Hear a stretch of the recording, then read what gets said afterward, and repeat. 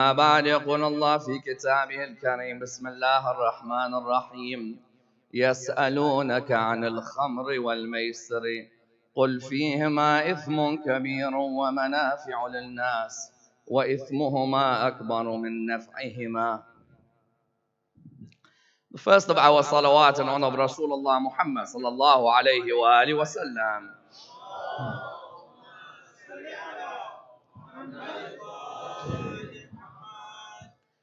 The second in honor of Amir al-Mu'mineen Ali ibn Abi Talib.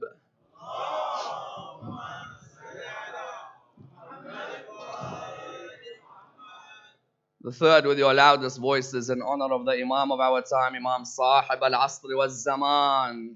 Allah.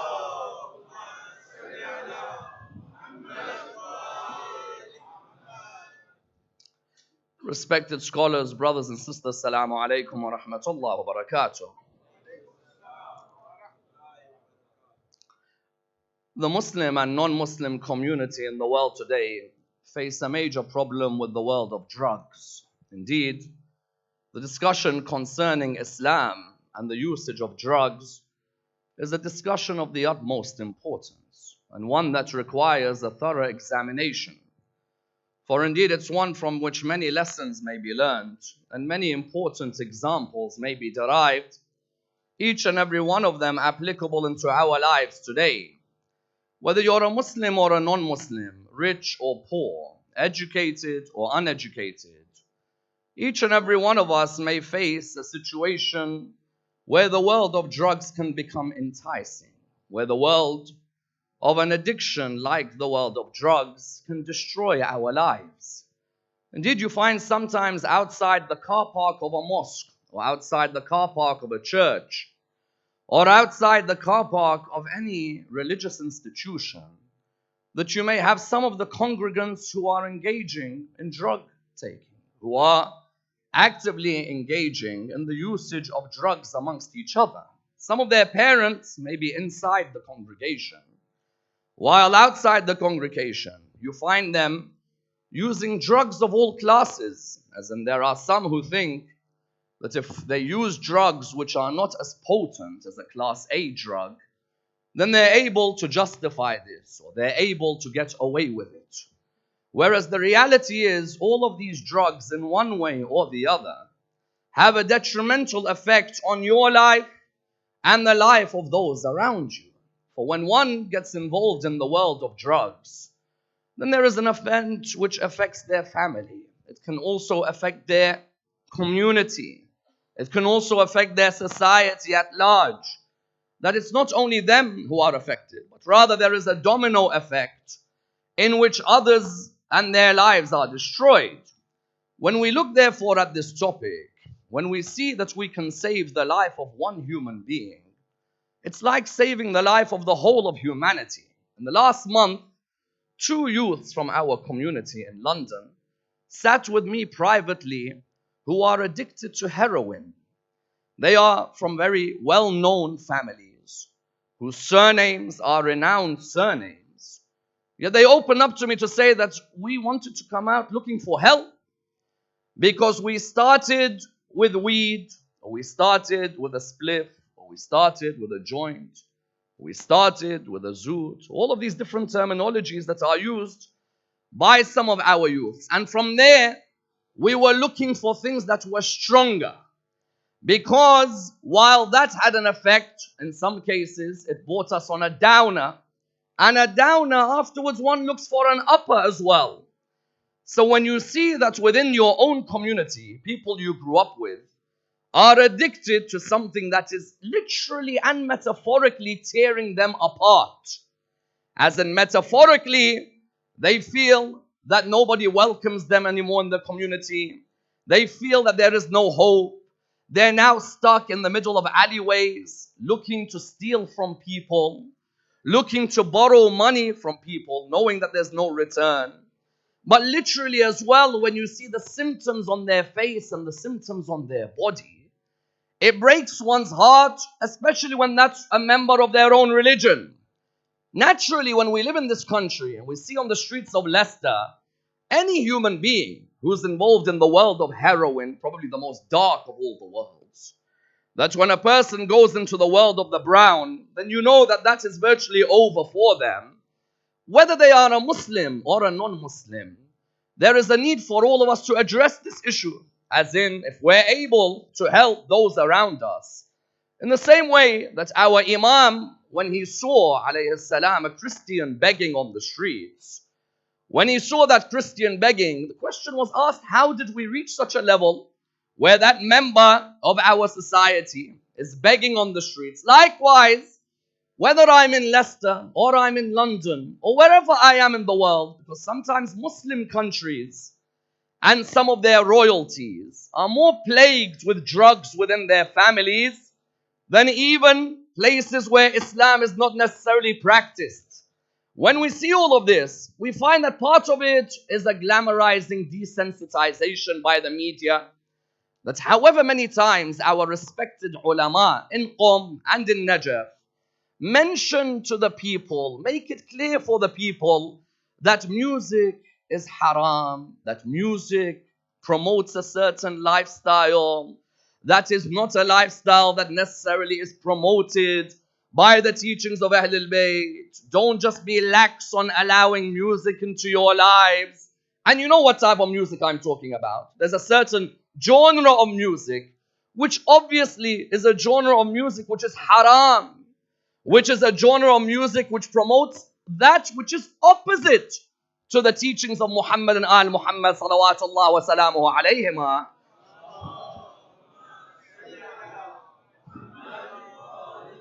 When our ulama therefore are guiding us, they're guiding us because they're trying to provide us with an understanding that when somebody in the world of rap tells you I'm a lonely stoner, or tells you that I need uppers and I need downers, his world is not my world.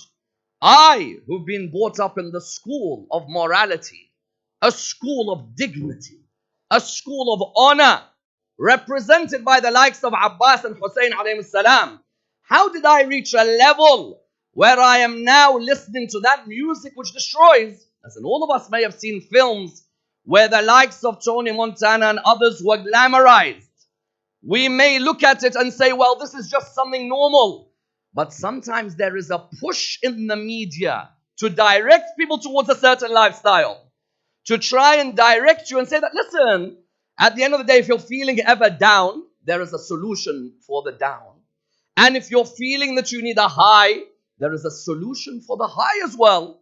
As in, what are these plots? You'll find the Quran examines these plots beautifully. But when we look at all of these drugs, be it heroin, be it the world of crack, be it the world of marijuana, be it all the different forms of hashish and cannabis, and especially the potency of THC when it's within that world of drugs, naturally there is a need for us to explain and discuss this issue. Because sometimes these issues are seen as taboo issues. People don't want to touch them, or they don't want to elaborate on them too much. But when I hear that in Muslim communities in the month of Muharram, youths from families who love Ahlul Bayt are youths who all hang out with each other, rolling something so that they come together and think that it's okay for a person to do this thing because I can cover it up by being at a majlis, or by crying for Imam al-Husayn, or by doing the aza of Imam al-Husayn. Naturally, such intoxicants are far from the message of the Imam. Therefore, on a night like this, I'd like to examine in depth the question of drugs in the world of Islamic theology, law, and ethics. And I'd like to do this in the following stages. Number one, are drugs mentioned within the Quran? And where does Allah talk of this world of intoxicants? Number two, how does Allah subhanahu wa ta'ala make it clear that behind all of these movements, if you let him in, is shaitan? And what are the effects of shaitan when it comes to the world of intoxicants? Number three, if we find out that our family member is involved in taking drugs or drug abuse, is there any door open for them for tawbah, or should they resign themselves to hellfire? And how does Allah subhanahu wa ta'ala keep the door open for people to come back towards Him? Number 4, and of the utmost importance, how can we evaluate the position of family, friends, and the mosque in order to ensure that more and more of our youth do not fall in the trap of the world of drugs? Number 5, what is the importance of knowing the Imam of our time in helping us stay away from such a world? And what do the Ahlul Bayt teach us about having that connection with the Imam? Number 6, how important is the world of jihad and nafs in ensuring that a person doesn't let their desires overtake their intellect? And which personality on the 10th of Muharram highlighted that even when you want something so badly and you're yearning for it and your lips are dry, sometimes when you win by the Furat, you give a lesson to mankind for life. Let's examine and dissect the topic in depth. Someone asks me, Sayyidina, is there any ayah in the Quran where Allah subhanahu wa ta'ala talks about drugs? I ask them, what are you looking for? As in, are you looking for يَسْأَلُونَكَ عَنِ الْمُخَدَّرَاتِ? They ask you literally about the mukhaddarat? No. يَسْأَلُونَكَ عَنِ الْهَرَوِينَ? There's no ayah. يَسْأَلُونَكَ عَنِ الْحَشِيشِ? There's no ayah. يَسْأَلُونَكَ عَنِ الْأَكْسَسِ pill? There's no ayah. يَسْأَلُونَكَ عَلَى الْMDMA? There's no ayah. يَسْأَلُونَكَ عَنِ الْهَرَوِينَ وَالْكْرَاك? There's no ayah. Allah subhanahu wa ta'ala taught Ahlul Bayt the best of balagha. So imagine how concise he is with his words. He only needed one word. Which was it? يَسْأَلُونَكَ عَنِ الْخَامْرِ. They ask you concerning intoxicants generally. Yes? There's no need to talk about a whole lesson on the world of drugs. When Allah subhanahu wa ta'ala revealed the ayah in Surah 2, verse 219, يَسْأَلُونَكَ عَنِ الْخَمْرِ وَالْمَيْسِرِ. Someone says, wait, khamr means alcohol. Yes. Khamr refers to, at that time, in that discussion, the world of alcohol. Why? When you look at the word khamr, it comes from which meaning? That which covers. Many of our sisters ask me a question, that is hijab wajib? Because it's not in the Quran, the idea that we cover our heads. You're looking for the wrong word for head covering. The word for head covering is khimar. It's not hijab. Hijab involves a physical and a social barrier. There is a barrier mentioned in the Quran with the word hijab. But the word for head covering is what? Khimar. Because khimar is that which covers. As in when I see on YouTube today many videos, Islam does not say you should wear hijab. There is nothing in the Quran which means you should wear hijab. And you see some of our daughters taking off their hijab affected by these videos. We reply by saying that no, on the contrary, you're not looking for the word hijab in the Quran. The Arabs, when they wanted to discuss that which covers, they used to use the word khimar. So when Allah subhanahu wa ta'ala in Surah 24 verse 31 says, وَلْيَضْرِبْنَ بِخُمُرُهِنَّ عَلَى جِيُوبِهِنَّ, tell the believing woman to draw their khimar. When it said, وَلْيَضْرِبْنَ بِخُمُرُهِنَّ عَلَى جِيُوبِهِنَّ, let them draw their head covering. These Arab women used to cover their head, but their ears used to show, and the neck area used to all show. So the Quran said, let them draw their khimar over their jiyub, over their bosom area. Why did the word khimar get used for the head covering? Simply because the root understanding of khimar is that which covers. Alcohol in relation to khamr, the reason khamr was used for alcohol in particular was because alcohol is that which covers one's reasoning. When you looked at the word khamr, any intoxicant that covers your aql and your reasoning, it becomes haram automatically. What did Imam Ali say? He said, intelligence, alayhi salam, he said, intelligence is the intimate friend of the mu'min. A person who's a mu'min looks after their aql, looks after their intelligence, tries their hardest to be somebody who stops that which inhibits their reasoning and their intellect. Alcohol is an act That is the drinking of prohibited. Why? Because it is that which covers one's reasoning. When the Quran said, يَسْأَلُونَكَ عَنِ الْخَمْرِ وَالْمَيْسِرِ, they ask you concerning khamr. Khamr in this case referred to alcohol as part of a family of intoxicants. That one of the families of intoxicants was alcohol. Because for some of these companions, before they joined the religion of Islam, some of them were known that they would enjoy in the days of Jahiliyyah the odd drink. If you look at the Arabian poetry, you'll find in the Jahili poetry there was always a praise of the drink. That if I want anything in my life, even on the worst of days, while there is a woman, while there is a drink, that is enough to bring me happiness and glory. Many of these Arabians would talk like that. You found that when Islam came and introduced a very important concept. That's one of the most destructive intoxicants that cover the reasoning of the human being is what? It's alcohol.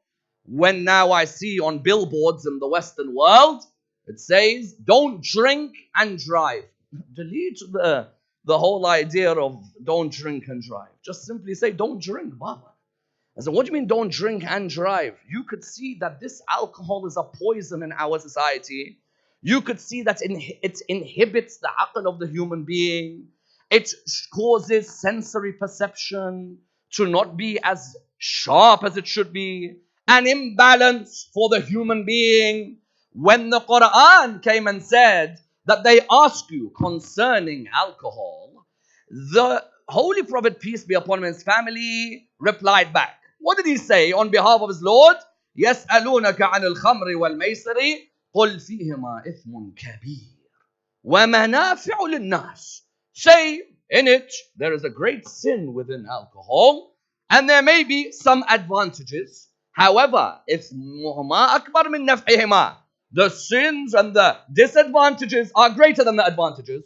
Someone might turn around and say, wait, how come there be advantages to alcohol? There's no advantages to alcohol. There may be an advantage, let's say, in terms of certain medicines that may contain a certain amount of alcohol. There may be an advantage, let's say, in the sense that even when a person may perfume themselves, let's say that there may be some alcohol components. I'm giving some of these benefits, but the Quran said that the disadvantages outweigh the advantages. That the disadvantages cause destruction in the life of the human being. That's why when Christians say to me that the Prophet Jesus alayhi salam turned water into wine, they say that this is the first of the miracles of Christ from the book of John, that what happened? That he turned water into wine. For us, there is a hurma on wine, a prohibition.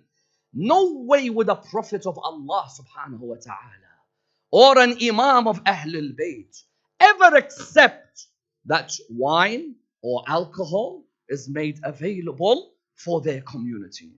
Because even rationally, forget religion, rationally, let's say, I ask all of you, is there a bigger key to sin than alcohol? As in how many sins in this world I see they say to us that make sure that we honor the rights of children. While that alcohol is there, anything can be done to those kids. Don't worry. The human being, if alcohol is available for them, forget children. They're willing to destroy their own parents' lives. They're willing to ruin another human's lives. They're willing to destroy the whole of society without flinching whatsoever. Some Muslims turned around. They said, wait, Allah didn't say that alcohol is haram in this ayah. As in, yes, intoxicants, they asked the Prophet, يَسْأَلُونَكَ عَنِ الْخَمْرِ وَالْمَيْسِرِ قُلْ فِيهِمَا إِثْمٌ كَبِيرٌ. Say that there is a great amount of disobedience and sin in them, but Allah has not made it haram. Allah did not say, for example, حُرِّمَ or حُرِّمَتْ, because had Allah used that sigha, then straight away we'd be able to say that that is prohibition. Even in another ayah, يَا أَيُّهَا الَّذِينَ آمَنُوا, Surah 5, verse number 90. إِنَّمَا الْخَمْرُ وَالْمَيْسِرُ وَالْأَنصَابُ وَالْأَزْلَامُ رِجْسٌ مِنْ عَمَلِ الشَّيْطَانِ. O you who believe, know very well of the criteria that God mentions. He mentions that intoxicants, alcohol, yes, gambling, because qimar is part of the Maysir family. So you have these gambling tools as well. These are all part of the tools of shaitan. They say again, Allah did not say haram. Allah said, فَاجْتَنِبُوهُ لَعَلَّكُمْ تُفْلِحُونَ. Stay away from alcohol. And hence, if I'm sitting, for example, on Emirates, you may be sitting on one side, and you may be asking for orange juice, and you look across and you see this guy who looks pretty Muslim. I don't want to judge. Ultimately, Maliki Yawmiddin. But he looks pretty Muslim. And he's just asked for something, and you're thinking, there's a problem here. Or when you go to Dubai, for example, you might sit in a certain restaurant and you see the guy is wearing the full Arab uniform. You never know. It could be he's got fancy dress or something. It could happen. And you'd be surprised that there may be people who may be invited to certain cultural events. So I don't want to attack again. But you may see someone who's called whatever, is given a holy name, and they're ordering beers one after another. What do they say? They say, look, Allah said stay away from intoxicants. They are the acts of shaitan. And if you stay away from them, that if you stay away, it's better for you. So I'm trying to stay away, except for half an hour in the day. Okay? Maybe half an hour on that flight. You don't understand? Say it. No, on that flight. Not an hour flight, 11-hour flight. I need to down something quickly here so that I can relax and so on. This happened in a question between Mahdi al-Abbasi, Ali bin Yaqtin, and Imam Musa al-Kazim, salawatullah wa salamuhu alayhi. Allahumma salli. Ali bin Yaqtin worked alongside the Abbasids. Traditions indicate a permission given to him from the Imam to work for their tyrannical, ruthless government. And you found that Mahdi al-Abbasi tells Ali bin Yaqtin in a question to the Imam, Allah has not said alcohol is haram. Allah has said try and stay away from it. This is why? He says because if you look at every ayah on alcohol as an intoxicant in the Quran, all of these ayahs, what do? All of these ayahs talk about a recommendation to stay away. For example, Ya ayyuhalladhina amanu la taqrabu as-salata wa antum sukara. Oh, you who believe, do not approach salah while you're drunk. Quite obvious. And then the ayah that we quote at the beginning, يَسْأَلُونَكَ عَنِ الْخَمْرِ وَالْمَيْسِرِ قُلْ فِيهِمَا إِثْمٌ كَبِيرٌ. Yes, there's a great sin in them. Okay, but that's it. And then when it came to that last one, يَا أَيُّهَا الَّذِينَ آمَنُوا إِنَّمَا الْخَمْرُ وَالْمَيْسِرُ وَالْأَنصَابُ وَالْأَزْلَامُ رِجْسٌ مِنْ عَمْلِ الشَّيْطَانِ فَاجْتَنِبُوهُ. Try and stay away from it. لَعَلَّكُمْ تُفْلِحُونَ. You'll achieve salvation and success if this happens. Imam al-Kazim being the root of the knowledge within the religion of Islam. Yes. Imam says that when you look at the Quran, you can bring two verses together to prove that alcohol is haram. And that all intoxicants therefore are haram. He said to him, which two? He said, Surah 7 verse 33. The word haram or hurma or qul harrama is mentioned in relation to fawahish and is mentioned in relation to the ith. Fawahish, indecencies, ith, sin. Allah uses the word haram where the word ith is mentioned alongside the word haram. And then if you're looking for the word ith in the ayah on alcohol, you could see it there. يَسْأَلُونَكَ عَنِ الْخَمْرِ وَالْمَيْسِرِ قُلْ فِيهِمَا إِثْمٌ. Therefore, because Allah in Surah 7 verse 33 said that every ithm is haram and that this khamr is an ithm, therefore ithm is completely haram. Mahdi al-Abbasi looked at Ali bin Yaqtin. He said to him, that looks like a fatwa Hashimiyya. Okay, that's a Hashimi fatwa. And then he looked at Ali bin Yaqtin. He said to him, you Rafidi, they have got this one right. Rafidi, in the sense that the first to have done rafd of a government which they felt was tyrannical, was a group from Nabi Musa's people. Therefore, when a Muslim comes to you today and says, listen bro, I drink because in the Quran Allah did not say haram. No, Surah 7 verse 33, Allah subhanahu wa ta'ala mentions the fawahish. Some of them are external, some are internal. And sins, and in this ayah on alcohol, يَسْأَلُونَكَ عَنِ الْخَمْرِ وَالْمَيْسِرِ قُلْ فِيهِمَا إِثْمٌ. That automatically makes that alcohol haram. And the sadness of this intoxicant is if it was outside the religion of Islam, you would say, okay, maybe the Christians may go towards it because there is a connection with water and wine. There may be others who may go towards it. But when we saw the religion of Islam have people indulge in such intoxicants, that breaks you. Yes? Fadl bin Shahdan sits with our 8th Imam. Our 8th Imam tells him, Saduq narrates this within the Uyun al-Akhbar. Our 8th Imam tells him that when Ahl al-Bayt reach Sham, Allahu Akbar. When Ahl al-Bayt reached Sham, Yazid had been there sitting and he had laid out this ma'idah and next to him the head of Abu Abdullah. And while next to him the head of Abu Abdullah, what does he do? He uses a chessboard, okay, there, and he puts the head there and he's eating and he's drinking. Imagine just 50 years after our Prophet said that intoxicants cover your aql. Look at this man, how intoxicated he is, that he would take drops from that drink and pour it towards Abu Abdullah's head. Imam al-Rada tells Fadl bin Shahdan, therefore, tell our Shia that whenever they come near alcohol, when they come near alcohol, and when they come near a chessboard, that they remember what happened to Abi Abdullah. And not just remember, and that they do la'na on Yazid and on Ibn Ziyad. Yes? And when we do la'na on Yazid and on Ibn Ziyad, it's because these two, even by the criteria of our brothers and other schools in Islam, are personalities who hurt the grandson of the Holy Prophet, peace be upon him and his family. Therefore, that's why when it comes to business, people say, can I buy alcohol, sell alcohol, and so on? There is nothing that comes near alcohol when it comes to haram transactions, okay?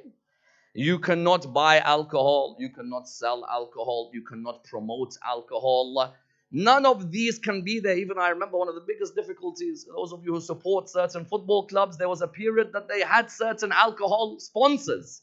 How do you even wear that? You support the club, but you're wearing this. All of these things are prohibited within the school of Ahl al-Bayt.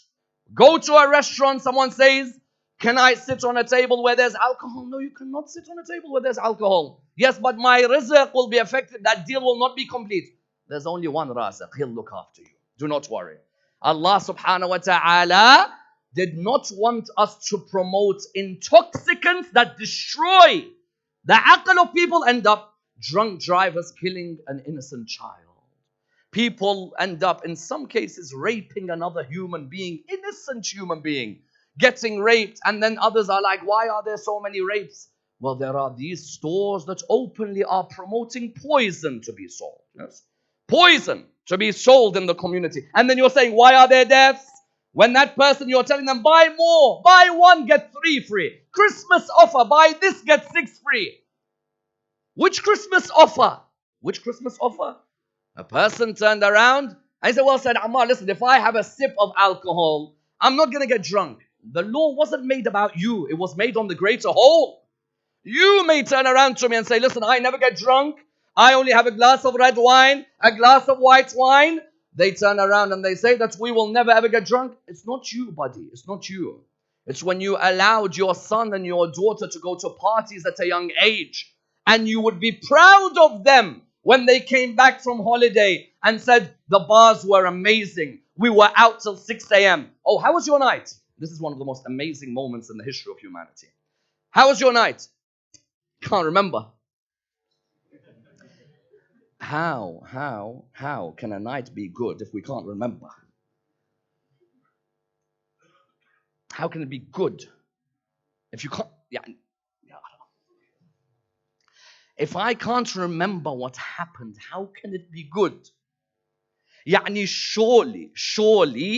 surely as a human, that's why I'm not surprised. Wallah, if their imagination or their desire or their anger overtakes their intellect, they are lower than an animal. It's not a human anymore. Not even an animal. Sometimes you can't insult the animal, the poor animal. The poor animal. Sometimes you can't. And when I say this with sadness. That when you see sometimes on the streets of London or the streets of New York, probably seen as the most civilized areas in the world, at a certain time you see somebody walking around cannot maintain the balance which Allah created them with, walks around and starts saying immoral things, sometimes opens up their racist internal beliefs. What is this rise in racism? Except a rise in intoxicants. A rise where intoxicants are being made free to the extent that what do they do on some match days? Come to Liverpool versus Manchester United. Look at what they do. You would think that they would turn around and say something like, well, you know what? The pubs should be closed. It's better, less immorality. They turn around and say, let's make sure it's an early kickoff so they don't get time to drink. You are admitting there's a problem with the drink. Islam, when it said it 1,000 years ago, Islam was not trying to make life boring. Islam wanted a world where all of us are able to achieve our potential as human beings, where we're able to look after the nafs that Allah subhanahu wa ta'ala has given us. Therefore, when it came to alcohol, the Quran had mentioned, يَسْأَلُونَكَ عَنِ الْخَمْرِ. However, khamr did not only mean alcohol. Khamr meant that which covers your reasoning, covers your intelligence. That means that any intoxicant that covers that is prohibited by the religion of Islam. And that's why when you came to drugs, why are drugs prohibited? When someone says, why is this weed? Or why is this marijuana? Or why is this heroin? Or this cocaine? Or all of these, why are they prohibited? Firstly, the Quran said that there is a hurma on intoxicants. These intoxicants cover your reasoning. Secondly, because shaitan is behind them to cause destruction for you. How? Because when shaitan gets a grip of somebody who's entered the world of intoxicants, it's game over. It's hard to get back. In the ayah on drugs in the Quran, Allah subhanahu wa ta'ala said, what? Ya ayyuha alladhina amanu, innama al-khamru wal-maysiru wal-ansab wal-azlam rijsum min amal al-shaytan fajtanibuhu la'allakum tuflihun. Innama yuridu al-shaytanu an yuqi'a baynakum al-adawata wal-baghdha fil khamri wal-maysir وَيَصُدَّكُمْ عَنْ ذِكْرِ اللَّهِ وَعَنِ الصَّلَاةِ. Look at this unbelievable line. Quran said that drugs, intoxicants are prohibited. Surely do you know what shaitan wants to do with you when you enter his world of drugs? Do you know what he wants to do? First thing he wants to do is he wants to bring hate and war between you and others. SubhanAllah. These drug cartels that we saw in the world. How many lost their lives? Escobar, Colombian football player. Not other Escobars. The Colombian football player scored an own goal in 1994 World Cup. I don't know how many of you remember. 1994 World Cup, scored an own goal. At the end, the person lost his life. There's people involved in bets. And then, that's it. One cartel against another cartel. This group against this group.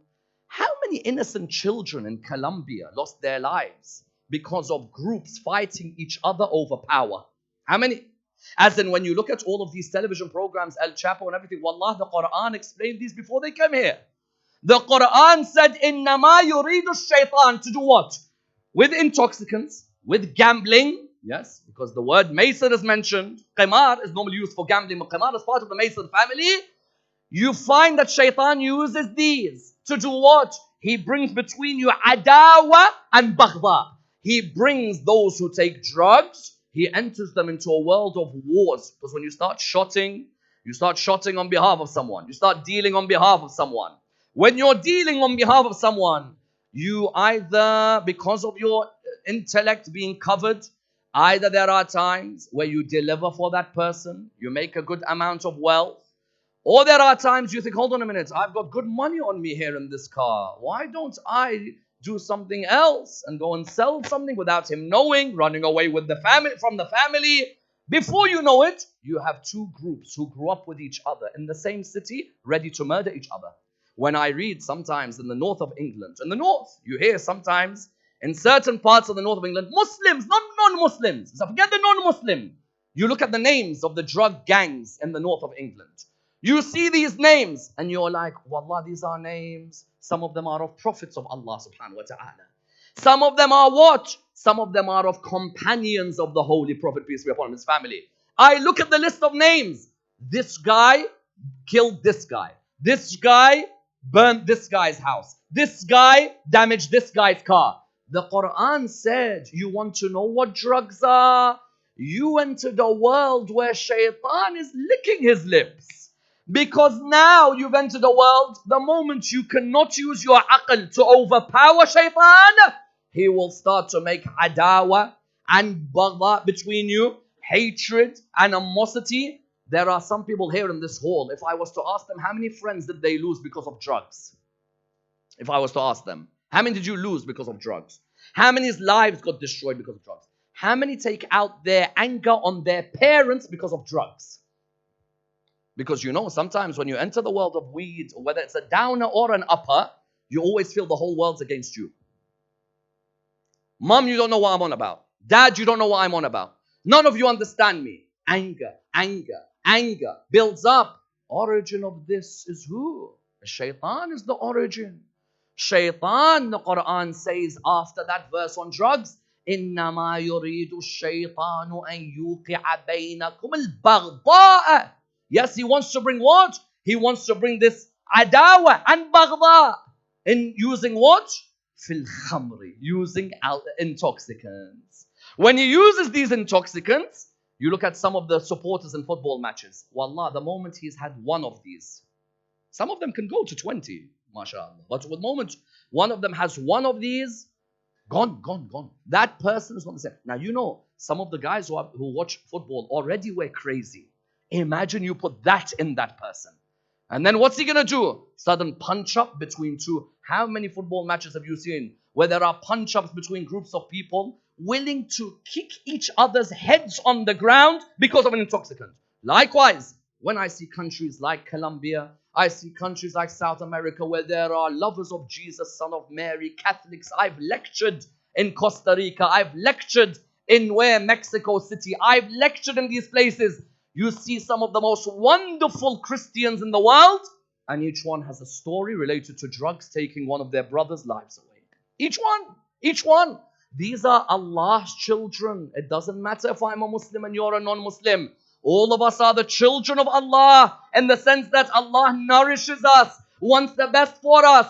And what does shaitan do? After he's made you fight, after he's made gangs, after he's made you submissive to a guy on top who answers to a guy on top and answers to a guy on top, and none of them is Allah, then what does he do? وَيَصُدَّكُمْ عَنْ ذِكْرِ اللَّهِ وَعَنِ الصَّلَاةِ. Then he blocks you from remembering Allah. First thing, he blocks the remembrance of Allah. What does block the remembrance of Allah mean? You begin to forget how lucky you are with the rizq Allah gave you in life. You forget. Many of us are ungrateful. Look at those two parents you have. Thank Allah subhanahu wa ta'ala for who you have. For there are orphans in this world. They do not have a mom and a dad. There are children in this world who grew up without a parent. You, instead of being grateful to Allah subhanahu wa ta'ala, those drugs begin to make you forget that which God has given you. Allah gave you these eyes. When the Quran says عَيْنَيْن لِسَانًا وَشَفَتَيْن, Allah gave you the eyes, He gave you the beautiful tongue, He gave you those lips. Wallah, sometimes in some third world countries you see children with a deformity on their face. They're born with a deformity. They're not able to even look straight. And you are born full of health. You're able to run around, jog, stride. You're able to get an education. But what happens when you go into the world of drugs? Dhikrullah suddenly begins to go. Even attendance, because what is the best dhikr of Allah? The dhikr of Muhammad and Al Muhammad salawatullah wa salamu alayhima. Allahumma salli Muhammad wa Allahumma salli. Because this is a dhikr that we have in majalis. Suddenly, you who used to be there in Muharram, in Shahr Ramadan, you used to be there in the Wilada, you used to be there in the Shahada, all of a sudden, you find that your remembrance of Allah on these occasions, you start going missing. The only reason you turn up to the mosque is no more dhikrullah. Notice, subhanallah, car parks of mosques are sometimes the best place to have a spliff. Because you got to make sure your parents think you're at mosque. So when you make sure your parents think that you're at mosque, Where's better? Then let me go out. Those guys are smoking cigarettes. Who's going to know what I'm doing? Go around the corner and let's do this. Look what shaitan does. He makes you forget the dhikr of Allah inside the hall. Inside. There's a majlis going on of Aba Abdullah. What greater treasure is there in this world than Majlis al-Husayn alayhi salam? What greater treasure? Majlis al-Husayn brings itmi'nan to the qalb of the human being. And instead you find that these people, sadly, wallah, it breaks your heart. Every car park you go to, look in the corner far away, there's a group of 5 standing there. Standing there. And what? You're going to say that we don't know. The Quran is telling you, Baba Shaitan yasuddakum an dhikrillah. And what's his most important weapon? Wa an salah. Because once you start to enter that world, salah starts being sometimes, maybe, if I'm on it, if I'm ready to do it. I'm not saying these things. Had I said these things, you would say, well, that's your opinion. Allah says that world of khamr, shaitan makes sure that you forget Allah and you begin to forget salah. Why does Allah mention you forget salah? Because if you really appreciate what salah is and maintain that connection with Allah, you show that you want to be guided, Allah will open the doors of guidance for you. Even if you're someone who's a drug addict or a drug dealer, get down on that prayer mat. Even if you just show Allah that I'm remembering you in salah, Allah will open many doors for you. Allah will not leave you like that. Therefore, the Quran, what did it say? The Quran said that shaitan would ensure that the moment you're in the world of drugs, you fight each other, you work for gangs, you're ready to kill in order that you get. You see some of these heroin addicts, Ya Allah. Ya Allah. May Allah never show any of our youth what you see with a heroin addict. Heroin addict wakes up in the morning, cannot rest until they know that somebody's waiting for them. Only when they know. And you notice, subhanAllah, psychologically, sometimes they don't even have to take that heroin. Just knowing that they've collected it, they calm down. Which shows that there is that period in the middle which can be worked on. But that heroin addict who we see, that heroin addict cannot rest. You look at them, no more eating, or sudden random eatings with some drugs. Suddenly you're randomly eating, as they say, the munchies, yes? Randomly eating. And when you see that, someone asked the question that this person, Allah opens the door of maghfirah for them. As in someone who's got the needle, or someone who's got the foil, and they've been doing it 24/7. That person, Allah keeps the door of Tawbah open for them, or is it hell straight away? No, the door of Tawbah is always open for them. Never. Any of you here who may have dabbled with some substances, part of the problem is be careful it doesn't become a gateway to more destructive substances. Playing cards, some people will sit and play cards, but that card game could one day become a tool to gambling. He says to you that cards will not affect me, nothing will affect me, I'm just playing with my friends. It gets boring if there's no money. Begins to talk. It gets boring. Let's put something on it. Let's have a laugh. And now you have, in our Muslim world, people who go to Majalis al-Husayn who are known gamblers. Gamblers. Gamblers. You find that they'll sit together over playing what? They sit and play poker together. MashaAllah. Dhikrullah. Dhikrullah. Poker. Dhikrullah. But of course, with some, shaitan says something to them very clever. Do ziyarah at the end of the year, we'll cover it for you. It's a cool outlet. Do ziyarah or give a big donation to mosque. Always, the bigger the donors. I'll hold back, sorry.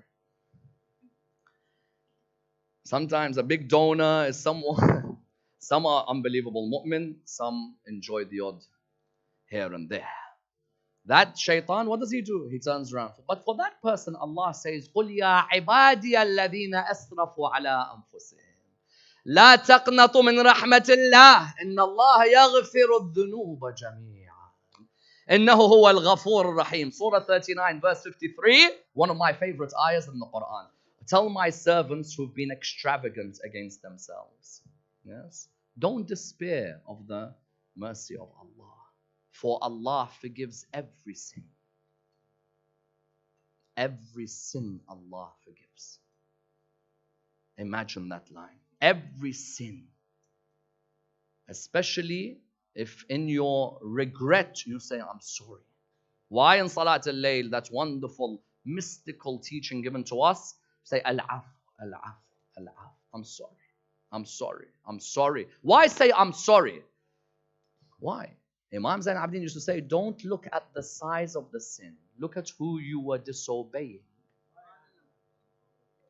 Don't look at the size of the sin. Even whether it's weed or you're going to class A, don't look at the size of what happened.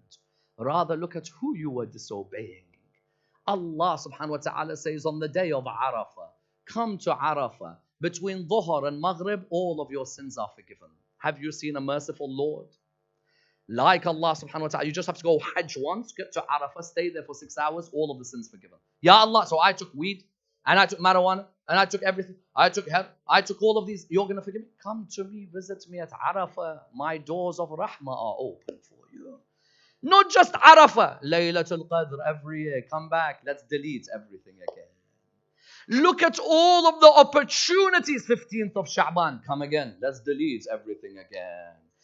Why would you want to disobey a Lord who's so merciful to you? Ya ayyuhal insan, ma gharraka bi rabbikal kareem. What has made you doubt your generous Lord?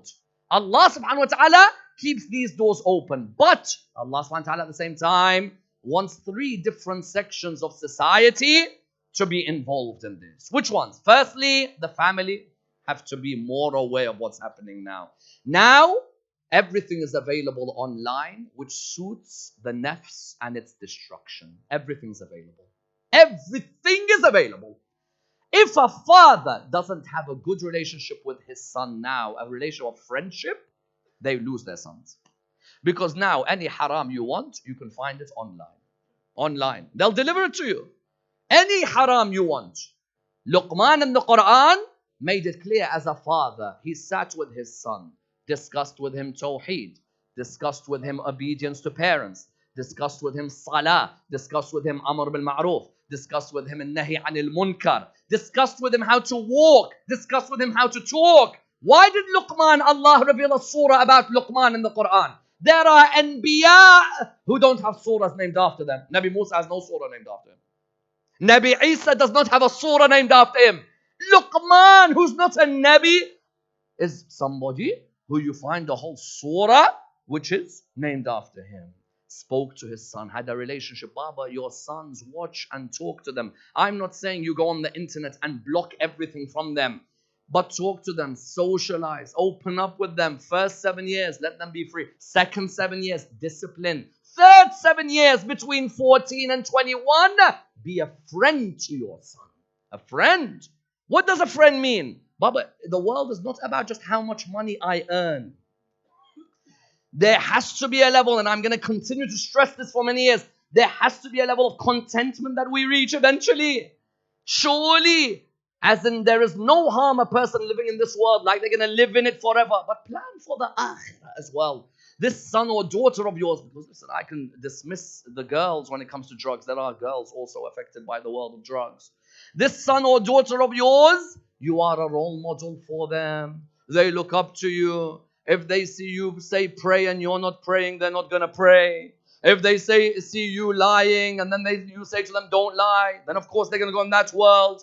If they see your akhlaq with their mother being akhlaq, which is rude, cursing, swearing, then they go towards that world as well. If they see that you socialize with all your friends, but with your own children, you don't take them on family holidays or on retreats or on camps, then can you blame that son? Because that son will turn around and say, my dad's not even in my life. My dad became a cash machine at the end of my life. That's all. Became a cash machine. When I needed certain amount of cash, that's when I used my dad. Islam wanted us to understand that the family unit was fundamental. As a family, if you can, take the son and daughter to ziyarat al-Husayn alayhi salam. Take them to the ziyarah of Imam al-Rida alayhi salam. Take them to the ziyarah of the Ahl al-Bayt. Let them sit there. Let their soul feel the energy of Al-Muhammad. Because at the moment, the soul is in absolute no man's land at the moment. The soul is in no man's land. They're looking at a hypersexualized Disney where they see Disneyland or Disney World has become, wallah al-azim, I don't know which things to say. It become a retreat for people with psychological problems, where now there are innocent children who acted roles in Disney films, who talk about what happened to them. Many of them went into the world of drugs. Be careful with what our sons are watching on TV, what access they have to information. No one said a father or a mother was going to be perfect. But sometimes that little bit extra, where have you gone out this whole night? Who's your friend circle? Come talk to me. Even when it comes to majalis, I now see this trend which is emerging when it comes to majalis. What's the trend? The trend is, well, you know what? These majalis should start really early because the kids have school. When I was growing up, we used to come back from Muharram majalis at 2 a.m. and have school about a few hours later. We couldn't wait to go to school because we knew that night we're going back to majalis and Muharram with our friends.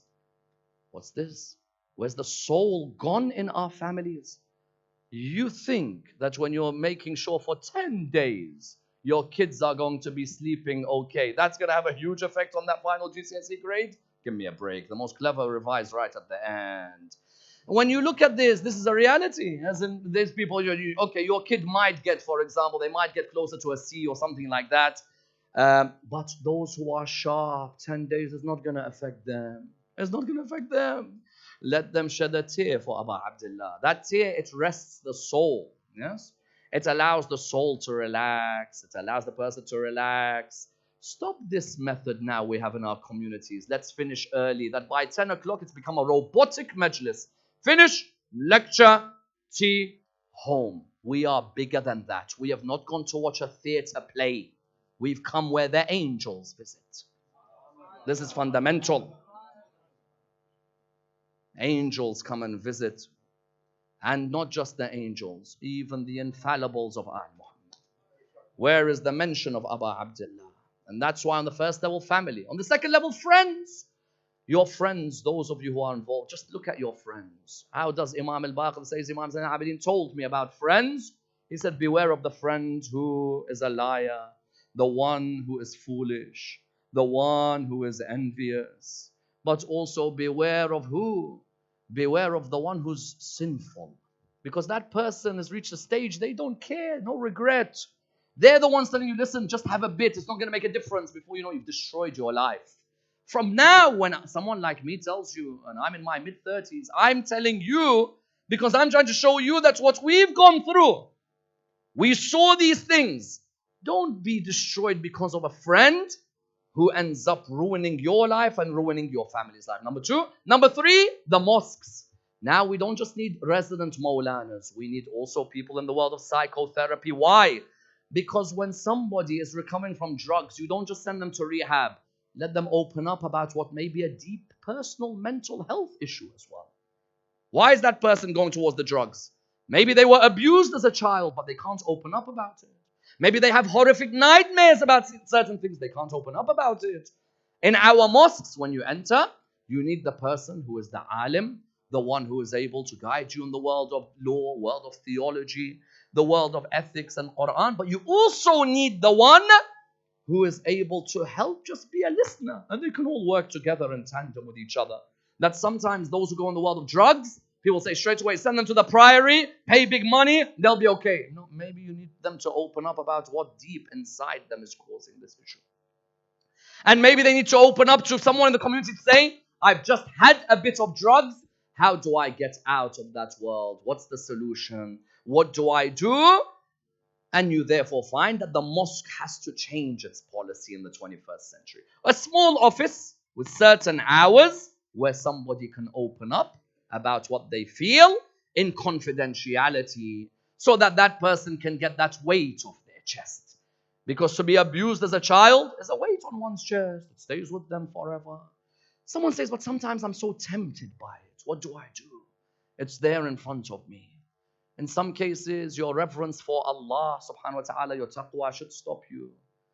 But in other cases, imagine the Imam of your time is next to you. True. Just imagine that the Imam of your time, we neglect the presence of the Imam of our time. Sometimes we don't mention the Imam of our time in our majalis. I ask you, if Imam al-Mahdi was in front of you and someone told you do that, would you? If he was in front of you and somebody told you to do that act, would you say, no, out of respect for my Imam? But the Imam is with you if you want him to be with you. And at that moment, a person should ask themselves that my Imam's presence with me is something that should have an effect on us. Imam al-Mahdi is not somebody who hasn't been born yet or somebody who no one can see. You want to feel his presence, he'll be there alongside you. And if you open up your heart to the Ahlul Bayt, believe you me, the Ahlul Bayt will be there for you. But ultimately, it's a jihad in nafs. It is. It is, because that world where all of a sudden you snort something, or all of a sudden you get a buzz of something, you want it back again, and you want it back. And the nafs is telling you, give me it one more time. Let me feel it one more time. The nafs is telling you, have it. I want to have it on my tongue. I want to feel it. But you have to have that juhd against the nafs, in trying to stand there and say to the nafs that I'm not going to let you dictate over me. I'm not going to let you defeat me. I'm not going to let you be stronger than me. Rather, I come from a school which was built on the likes of personalities that when their nafs said to them, drink the cold water, he said no to it. Allah. If you look at Abu al-Fadl's last words when he died, all of them were about his nafs. All of them were about his nafs. Look at Abu al-Fadl's words before he died.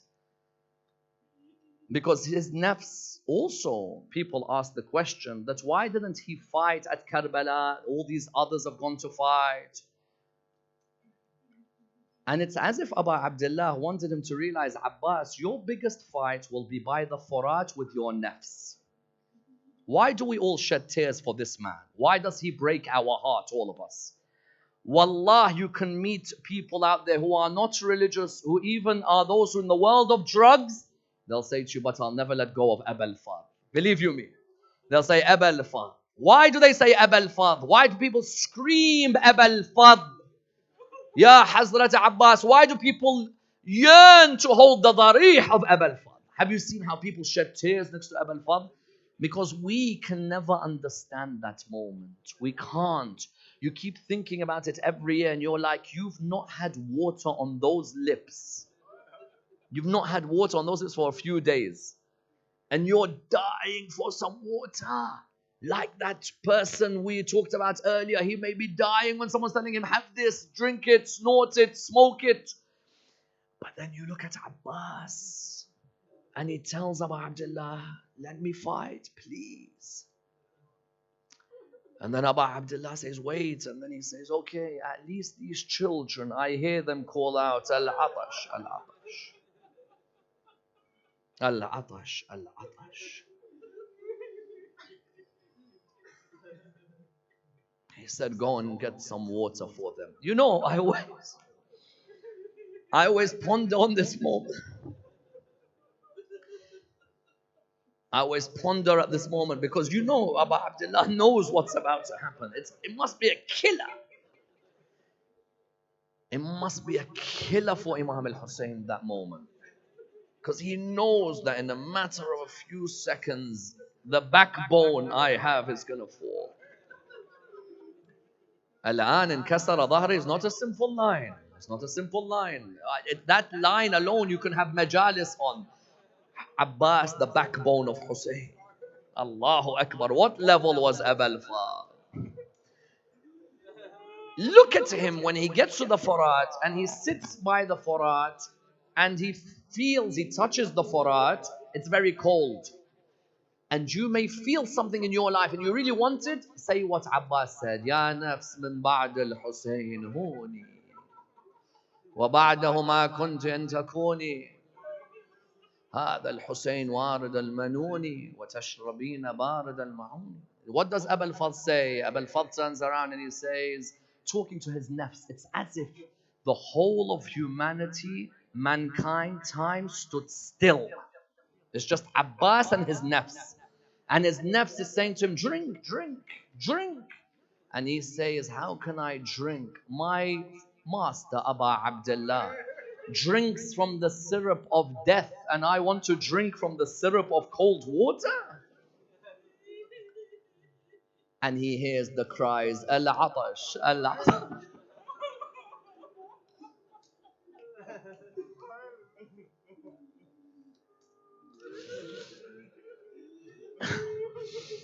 He hears the cries, Al-Atash, Al-Atash. And what's in his thoughts? Zainab's dry lips, Allah. And Sukaina. And he's thinking of all of them. But for him, his master, Abu Abdullah, when on his way back, you all know very well, on his way back, as he was coming, one of them struck his right arm. What does he call out? Wallah inqata'tumu yamini inni uhami abadan an dini وعن إمام صادق اليقين نجل النبي الطاهر الأمين. Wallah, if you cut off my right hand, I forever will defend my religion.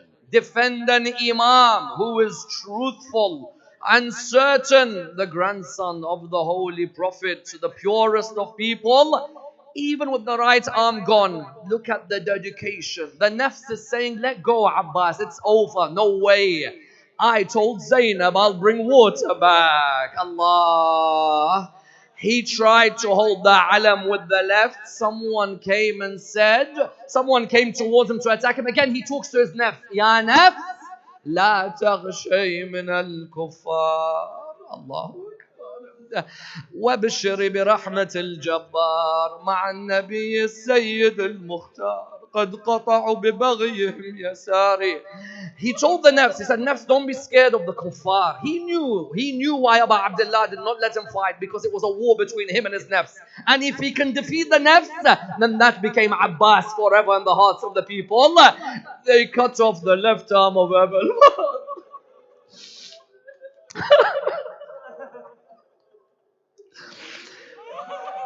They cut off the left arm of Abu al-Fadl.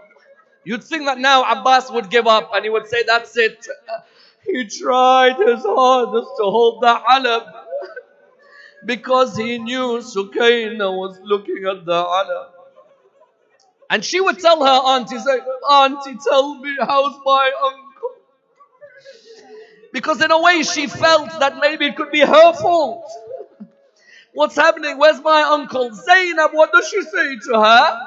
Zainab says to her, try and remain calm, Sukaina. But Zainab could see an alam falling. Allah. All of a sudden, Harmala bin Kahil struck an arrow into the right eye of Abu al-Fadl. He fell directly onto the ground. Nayini narrates, he says, I saw Fatima al-Zahra in my dream one night. Allahu Akbar. He said, I saw Fatima al-Zahra having recited the Masa'ib. I saw her in my dream. But she was shedding tears when I saw her. I said to her, did I say something wrong in my majlis? She said, no, you didn't say anything wrong. Then he said, my lady, then why do you cry? She said to me, whenever you recite the Masa'ib of Abu al-Fadl, always mention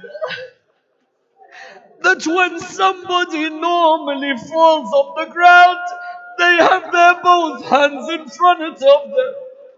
Except my Abbas, when he fell on the ground.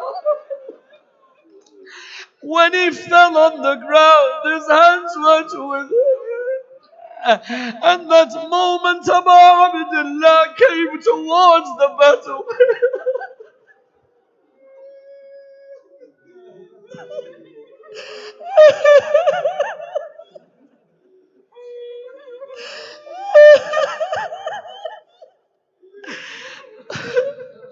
When he came towards the battlefield,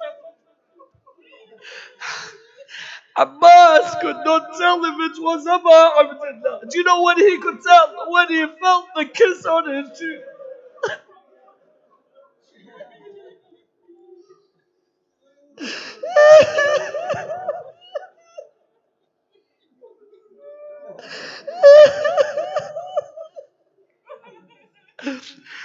When he felt the kiss on his cheek, he said to him, Ammar Abdullah, I want one thing from you. Imam al-Husayn turned around to him and he said, I want one thing from you, Abul Fadl. All your life you've called me Master Abu Abdullah.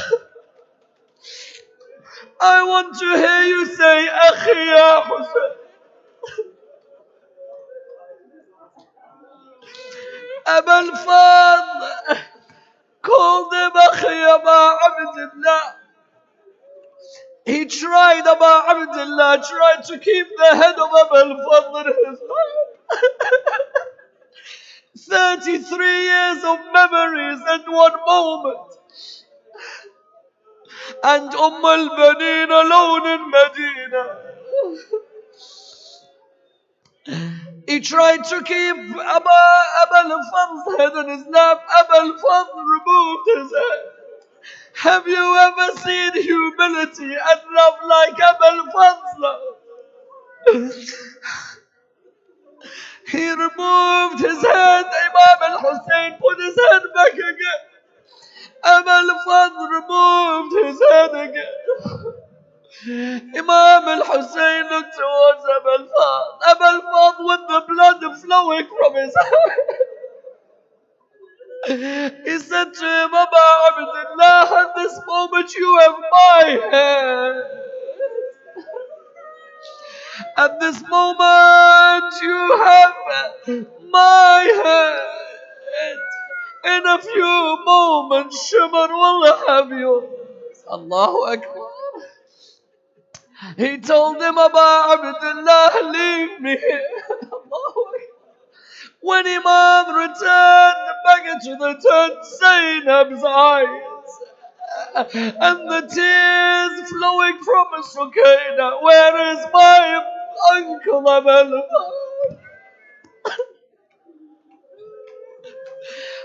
When they returned to Karbala to bury the bodies, the mothers all went towards their children. One went to a 6-month-old baby. Another went towards a 13-year-old. Imam Zayn al-Abidin went to his father's body. All of them looked around. Where's Zainab? Zainab went towards the Furat. She sat by the Furat. She said, Abul Fadl, I wish you had seen what happened in Kufa. I wish you had seen Sham. I wish you had seen the way they slapped the daughters of Rasulullah. مأتم الحسين يا حسين يا حسين